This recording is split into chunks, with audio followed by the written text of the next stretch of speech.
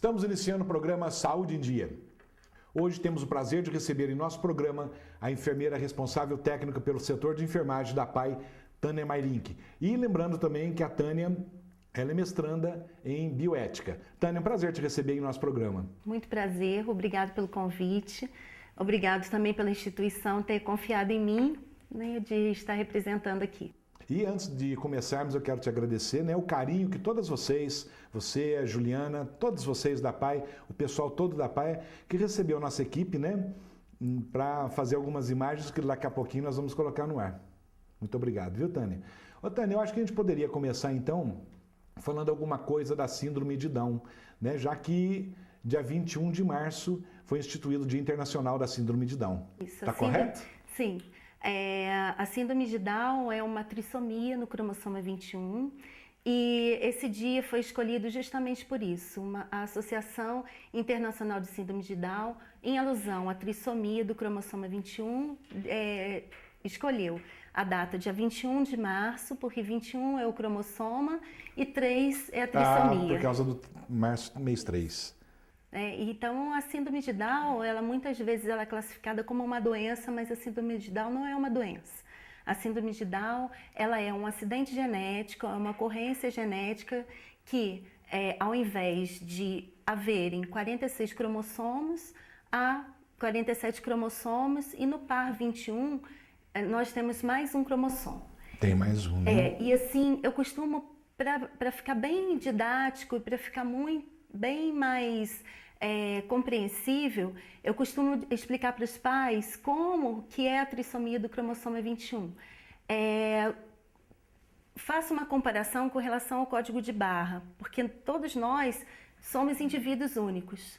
E o código de barra, ele tem uma individualidade. Então, na verdade, há um defeito nesse código de barra. A pessoa tem mais uma barrinha, mais um tracinho no código de barra. Então, ela tem nesse parzinho do cromossoma 21. Fica de uma maneira fácil de explicar e que as pessoas conseguem entender. Então, eu queria deixar claro que a síndrome de Down, ela não é uma doença, mas sim um acidente genético. Um acidente genético, né? Isso, e que as pessoas que têm a síndrome de Down, elas têm algumas características próprias. Então, Tânia, assim, como as características próprias, como que a gente poderia reconhecer que alguém tem a síndrome de Down? Isso. A síndrome de Down está bastante caracterizada na aparência, nas características físicas. Então, quando a gente vê um bebê com síndrome de Down, é um bebê mais molinho, é um bebê que nós chamamos hipotônico, mas para o público é um bebê mais molinho. Isso, aquela hipotonia, ou seja, aquela musculatura mais relaxada, né, digamos assim. Ele fica, quando a gente posiciona a perninha fica mais aberta. Quando a gente joga, ele demora a sustentar a cabecinha, ele tem os olhinhos puxados, muitas vezes a orelhinha também não está seguindo aqui a linha do olho, tem algumas características na mão, mas o que chama mais atenção mesmo é que é um bebê mais molinho e que ele desenvolve de uma forma mais lenta. E esse desenvolvimento, em comparação com uma criança que não tem a síndrome de Down, é muito mais demorado, Tânia? É assim, eles são indivíduos únicos como todos nós. Cada um tem o seu tempo de desenvolvimento. O que assim é importante falar que a gente não pode colocá-los como uma forma e determinar que cada um tem uma marca, um marco no desenvolvimento. Então cada um ele vai se desenvolver de acordo com a sua potencialidade. Então a criança com síndrome de Down, ela vai ter um desenvolvimento mais lento, mas isso não quer dizer que ele não se desenvolva. Ocorre o desenvolvimento. Ocorre o desenvolvimento, mas de uma forma mais lenta. Por isso que há a necessidade da estimulação precoce. Então é importante sempre procurar orientação médica, orientação, no caso de vocês, na PAI, não é isso? Então, é importante a gente despertar tanto para os profissionais as características para fazer um diagnóstico precoce e aí a família já começar o atendimento de estimulação precoce da criança, quanto para as famílias já observarem, os indivíduos já observarem essas características. E quanto mais cedo começar a estimulação precoce, mais a gente aproxima esse desenvolvimento do normal. A maioria das crianças agora, que a gente tem observado, que eles têm o marco de desenvolvimento, ou seja, o tempo do desenvolvimento bem semelhante ao desenvolvimento de uma outra criança que não tem a síndrome de Down. Isso é muito importante, né? Eu acho que está sendo muito bom, né? Está explicando muito bem, inclusive o código de barra eu achei interessante, né? Nunca tinha ouvido falar no código de barra. Então é importante para os nossos telespectadores, né? Ter uma orientação, o que vem a ser a síndrome de Down, que é tão comentada, mas eu acho que pouco se sabe, né? Todo mundo fala, mas não se sabe como que funciona, como que é, né? O que acontece com a pessoa. Tânia, deixa eu te perguntar, qualquer casal pode ter um filho com síndrome de Down? Isso, qualquer pessoa pode ter filho com síndrome de Down, ela não está ligada nem à raça, nem a qualquer outros fatores. Existe, por exemplo, um mito de algumas pessoas acharem que só mães mais velhas que têm uma incidência maior em mães mais velhas. Isso não ocorre porque mães mais novas, existem casos de síndrome de Down com mães mais novas.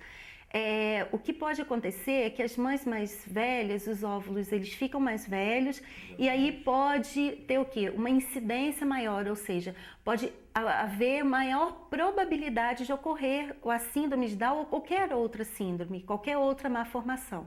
Mas ela não está ligada nem à raça e qualquer pessoa pode ter. Tânia, nós vamos fazer um breve intervalo e já voltamos com o programa Saúde em Dia. Voltamos com o programa Saúde em Dia e hoje com a presença da enfermeira responsável técnica da PAI, Tânia Mairink. E lembrando que nossos bastidores também se encontra a Juliana Diniz Viga, né, que é a vice-diretora da PAI. Prazer tê-la aqui também, tá, Juliana? Tânia, vamos perguntar uma coisa que é para você, sempre a gente ouve, né, dos pacientes, dos nossos telespectadores mesmo. Há algum problema durante a gravidez, ocorrido durante a gravidez, que pode causar essa síndrome de Down ou não? Não, a síndrome de Down, ela ocorre quando há a fecundação, ou seja, quando o óvulo e o espermatozoide eles se encontram e aí há a divisão das células para formar o embrião. Então há alguma coisa que ninguém ainda descobriu que é para haver essa trissomia do cromossomo 21. Então, como você está falando, se alguém descobriu, então vamos pensar, existe a cura para a síndrome de Down ou não? Olha, atualmente a gente não pode falar que existe cura, mas existe o Projeto Genoma e alguns estudos genéticos com relação a estudos para estudar esse cromossoma extra e a partir daí minimizar alguns fatores. Deixa eu te perguntar, nós sabemos a resposta, mas muitas pessoas, como eu já ouvi, questionam, a síndrome de Down é contagiosa? Não, a síndrome de Down não é contagiosa. Então, né, para esclarecer para nossos telespectadores, que muita gente às vezes tem uma impressão muito errada, né, de tudo que acontece. E como hoje o assunto é síndrome de Down, então por isso da pergunta. Isso. Né? A síndrome de Down, o que acontece é que na história dela, ela foi muito ligada ao preconceito. As pessoas têm um preconceito do que é diferente. Alguma coisa que foge, né, da normalidade. Ô Tânia, tem como a gente saber, antes da criança nascer, se essa criança vai ter síndrome de Down? Sim, hoje os exames diagnósticos, eles são muito precisos. Então, há exames diagnósticos que se fazem na gravidez e com indícios, né, ou seja, algumas características, ou seja, algumas suspeitas podem ser levantadas e até diagnósticos podem ser feitos. Esses locais de exames muitas vezes estão ligados à cidade grande, né? Ou seja, aos grandes centros, ou então cidades onde tem grandes centros diagnósticos. Mas há possibilidade de fazer o diagnóstico. Durante a gravidez, né? Isso, há possibilidade de fazer o diagnóstico durante a gravidez. E tem algum grau diferente, por exemplo, a criança nasceu, está com síndrome de Down. Tem algum grau diferente ou todos são iguais? Isso aí é uma pergunta muito importante, porque a maioria das pessoas acha que síndrome de Down tem graus. E eu volto a frisar que a pessoa com síndrome de Down, ela tem suas habilidades e elas são indivíduos. Então não existem graus, existem tipos de síndrome de Down.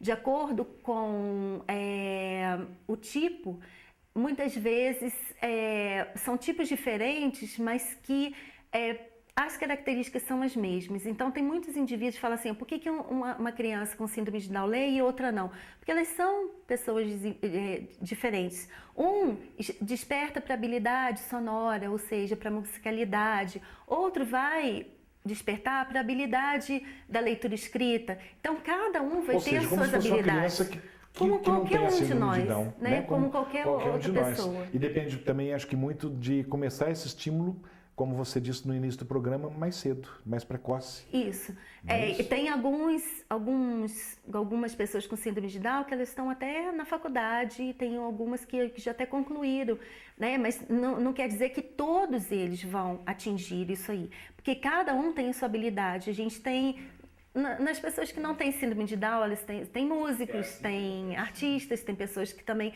não conseguem ler nem escrever, mas que têm outras habilidades. Então, eles são indivíduos únicos.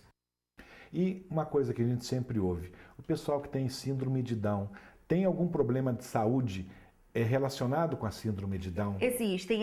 E inclusive até esses problemas de saúde, antigamente, eles estavam ligados as pessoas acharem que a pessoa com síndrome de Down, ela morria mais cedo. Isso a gente sempre já ouviu falar, uma né, grande parte deles nasce com cardiopatias, com problemas cardíacos, e que hoje, com a evolução da cirurgia cardíaca, dá para se intervir precocemente e aumentando a sobrevida desses indivíduos. Então, a grande parte deles nasce com problemas cardíacos e outros problemas de saúde. E, Tânia, o temperamento de uma criança com síndrome de Down, como que é o temperamento? Ele é mais agressivo? É menos agressivo? É indiferente? Não, é tem diferente, porque eles têm assim, tem esse estigma, né? Ou seja, tem essa ideia de que toda pessoa com síndrome de Down é mais meiga. O que eu vejo é que eles são muito sinceros e muito práticos. Na minha prática profissional, eu vejo muito isso. Eles são bastante sinceros e práticos, mas existem temperamentos diferentes como todos nós. Então, a gente não pode colocá-los como forma. Eles são, como eu falei assim, são indivíduos únicos, cada um com a sua característica. Tânia, e vamos pensar assim, a família, como que essa criança deve, o início da educação dessa criança, como ela deve ser educada? Hoje, a gente está preconizando uma educação como de outra criança qualquer. A gente tem um processo de educação onde a gente está estimulando a frequentar o ensino regular, isso após uma avaliação multiprofissional e ver se a criança tem essa possibilidade ou não, que muitas vezes algumas não têm.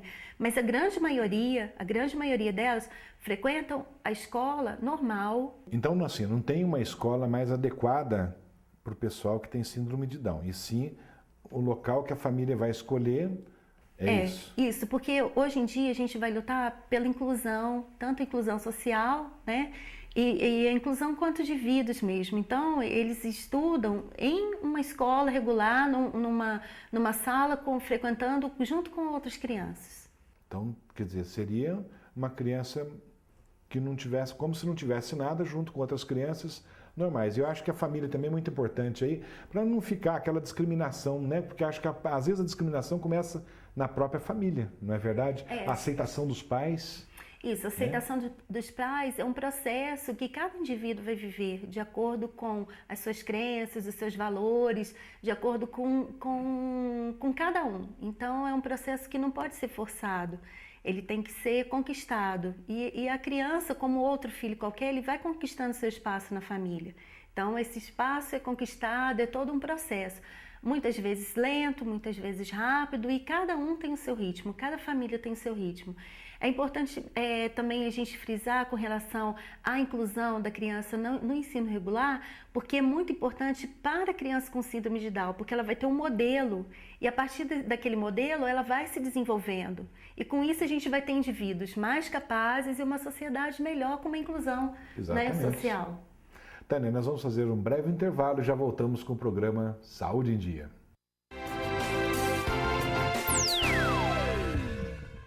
Voltamos com o programa Saúde em Dia e hoje com a presença da enfermeira responsável técnica da PAI, Tânia Mairink.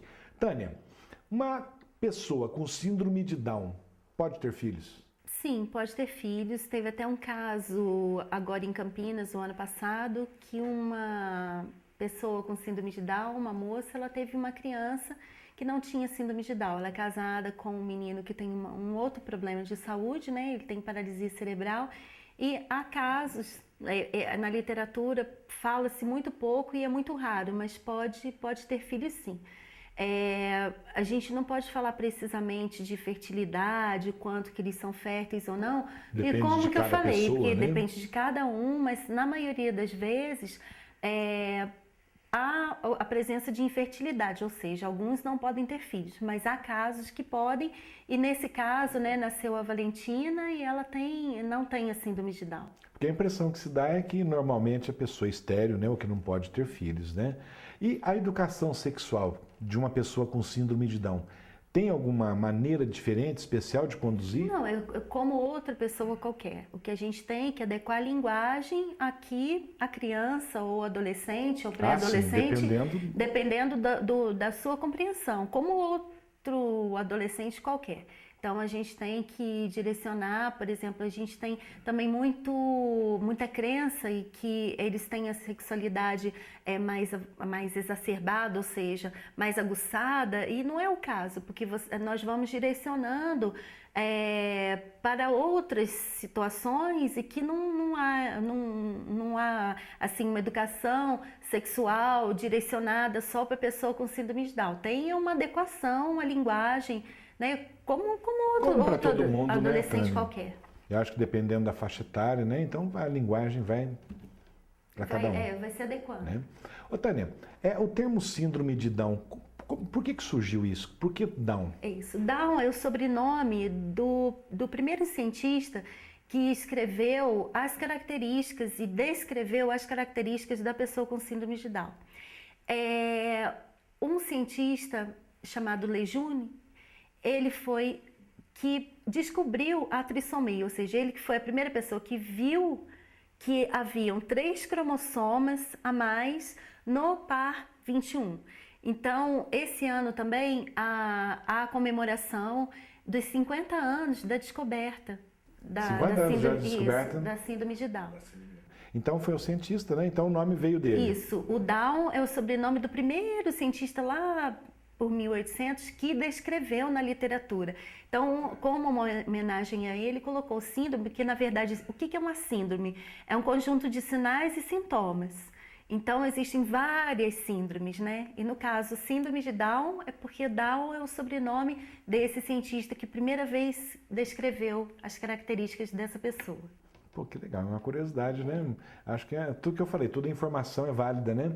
Ô, Tânia, e uma família que tem uma pessoa com síndrome de Down, quando alguém faz alguma pergunta a respeito, como é que seriam essas respostas? Acho que a família, às vezes, muita gente às vezes fica com vergonha, fica preocupada. Eu acho que não tem que ter esse receio, né? Eu acho que é uma pessoa normal como qualquer outra. Não, mas só que a gente também tem que respeitar as suas individualidades. Exatamente. Porque tem muitas pessoas que elas se sentem acanhadas, elas se sentem discriminadas e elas não conseguiram ainda processar muito essa informação.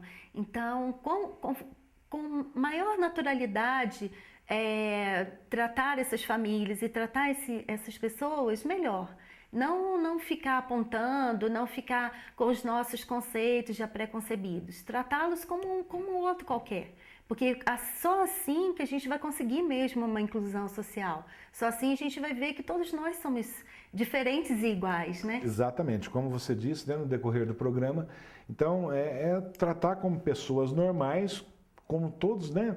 E eu acho que tem gente que às vezes acaba fazendo alguma pergunta maldosa e deixa, às vezes, a família embaraçada. Isso, mas né? aí a gente tem que compreender o outro lado também, que muitas vezes essa pessoa que faz essa pergunta que nos deixa embaraçados é uma pessoa que não tem conhecimento e que muitas vezes a gente tem que entender também. Então, tanto de um lado quanto do outro, né? Eu acho que a gente tem que, assim, ficar disposto a entender essas pessoas que, de uma forma ou de outra, e dar informação também. Muitas vezes a família, tanto que assim, a família é uma maior fonte de informação.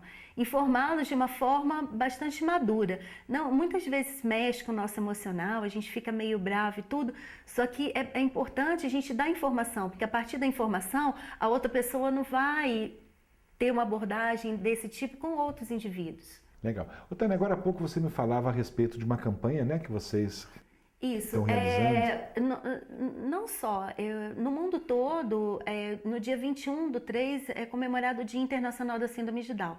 E esse ano o tema foi Inclusão para a Autonomia, porque, na verdade, todos os pais, isso surgiu uma Associação Internacional da Síndrome de Down, e Existem várias associações de pais no Brasil todo. O Brasil, se eu não me engano, foi um dos países que mais foi comemorado. Teve, assim, na mídia, na Globo, apareceu, no Rio teve passeatas, teve simpósios, palestras, em várias cidades do Brasil. Tanto cidades grandes, né, cidades grandes centros, quanto cidades do interior. Para simplesmente divulgar que a maioria dos pais querem o quê? Que haja essa inclusão social, que todos nós somos iguais e que as crianças e todos nós queremos ser felizes, né? É o que todos queremos, né, Tânia? E para isso a gente tem que ter o quê? Tem que ter autonomia para isso, tem que ter condições para isso. E a sociedade tem que estar aberta para esse tipo de inclusão, né? Na verdade, é a inclusão social. Ô, Tânia, no começo do programa eu falei que nossa equipe foi carinhosamente recebida por vocês. Eles fizeram algumas imagens, vamos ver algumas imagens, demonstrar o trabalho de vocês lá na PAI. Jean, vamos colocar algumas imagens? Doutor Luciano, agora nós estamos aqui na piscina aquecida da PAI, onde as crianças fazem a hidroginástica, a hidroterapia e também utilizam para a psicomotricidade. E quem sabia que na PAI tem uma piscina aquecida, né? Eu mesmo não sabia, Tânia. Isso, é um espaço que é usado pelos fisioterapeutas, pela psicopedagoga, né? E pela professora de educação física, onde há vários tipos de tratamento que são feitos ali. E é muito importante para as crianças. Exatamente, principalmente na parte de fisioterapia, né? A piscina é muito importante. E a gente também usa para o nosso grupo de crianças e adolescentes e jovens e adultos e até que já estão aproximando da terceira idade, para perda de peso. A professora de educação física, ela usa esse espaço para isso. Então lá na PAI, a criança, ele pode ficar até quantos anos? Não tem limite? Não tem limite de idade. Porque você está falando agora, né, de perder peso e tal. Então não tem limite? Não tem limite. Tem mais alguma imagem, Jean? Vamos lá? Essa é a sala de informática da PAI, uma sala moderníssima com equipamentos de última geração, onde os alunos são inseridos na internet e entre outras atividades que a Tânia pode explicar melhor. Isso é um espaço onde as crianças elas usam como recurso pedagógico. Então tem as professoras e é um espaço para eles desenvolverem outras habilidades sem ser no tradicional. Então é um espaço muito importante. Muito bom. Vamos ver mais, Jean? Luciano, aqui na PAI tem oficina de dança, onde as bailarinas disputam até campeonato. E olha, o senhor tem alta aqui na PAI, hein? Elas vão apresentar um número especialmente para o senhor.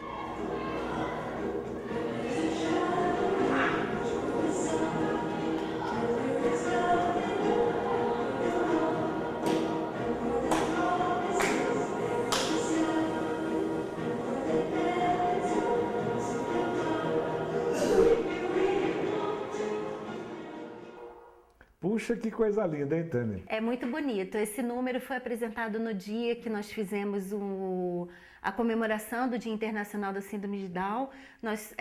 Foram vários pais, foi assim uma participação muito bacana dos pais e elas apresentaram para a gente nesse dia. E é um espaço também para mostrar suas habilidades, suas capacidades, e é um espaço também que elas usam para a inclusão social. Exatamente. E elas, né, e elas participam de campeonatos também. Isso aí é só um trechinho, tem muito mais para a gente mostrar, né? Se a gente tivesse tempo, a gente E poderia... uma atividade também desenvolvida pela professora de educação física. Ela trabalha tanto a educação física quanto a dança.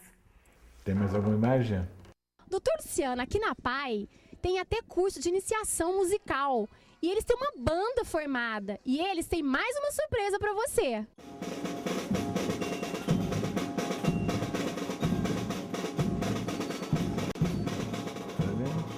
Então, de parabéns, olha só. Quer dizer, tem banda. Tem a banda. Lá, e essa né? banda, a história é muito interessante, porque nós tivemos a estreia no 7 de setembro. Tem o professor, né, o Gabriel, que ele trabalha com os meninos, e foi uma forma também, eu estou falando bastante de inclusão social, para mostrar que eles têm as suas habilidades também. E nós tivemos na cidade mostrando o trabalho dos meninos no dia 7 de setembro, né, teve a estreia, e depois no dia 6 de novembro eles voltaram. E esse ano a gente vai vir assim ainda melhor. Muito bom. Parabéns. Tem mais alguma imagem, Jean? Doutor Luciano, agora nós estamos aqui na oficina profissionalizante da PAI, onde os alunos serão inseridos no mercado de trabalho. E o Luiz tem um recado. Nós aqui da PAI estamos mandando um abraço para o senhor Dr. Incross. Muito sucesso.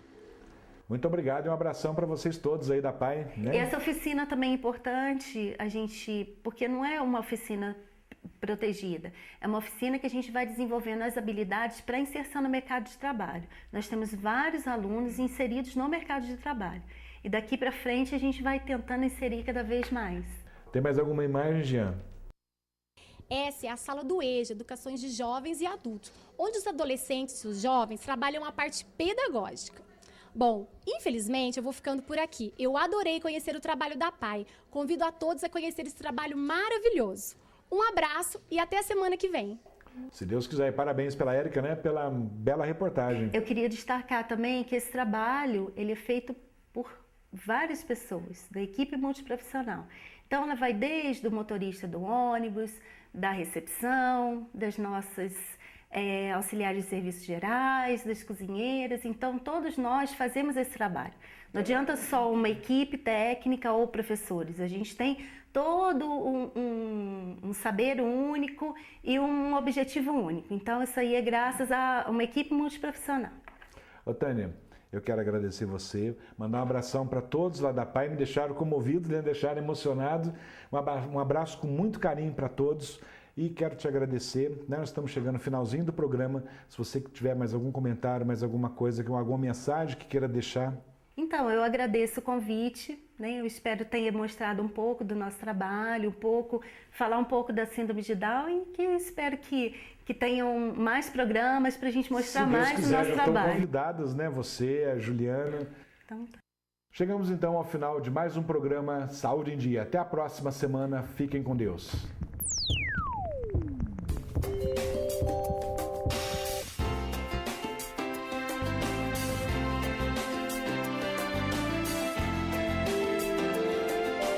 Yeah.